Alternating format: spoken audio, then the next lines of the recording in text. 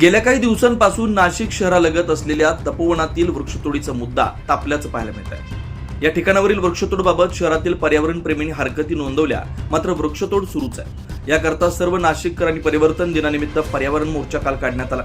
या मोर्चाला युवा सेना नेते अमित ठाकरे देखील उपस्थित होते। यावेळी त्यांनी गेल्या कुंभमेळाव्यासाठी पालिकेवर मनसेची सत्ता असताना एकही झाड तोडण्याची वेळ आली नाही, मग आता का तोडताय याचं आधी उत्तर द्या, असा सवाल मनपा प्रशासनाला विचारला।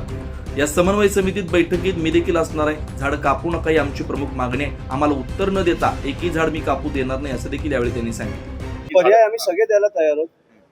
जेव्हा राजसाहेबांची सत्ता होती तेव्हा पण तिकडे कुंभमेळा झालेला आणि आम्ही तिकडे उत्तम प्रकारे साधू संतांची काळजी घेऊन तिकडे सुरळीत पार पाडलेला तो एकही झाड तुटलं नव्हतं।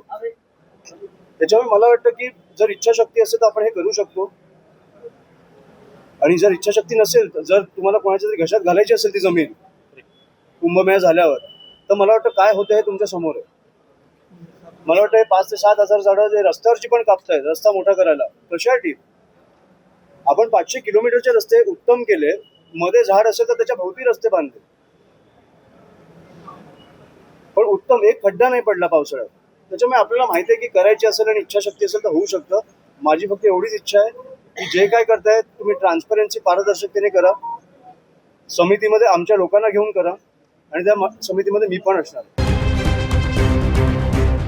हुतात्मा स्मारक ते महानगरपालिकेचे मुख्यालय असलेल्या राजीव गांधी भवन पर्यंत मोर्चा काढण्यात आला। याविषयी चर्चा करण्यासाठी समन्वय समिती स्थापन करून त्यात सदस्यांच्या भावना जाणून घेऊ।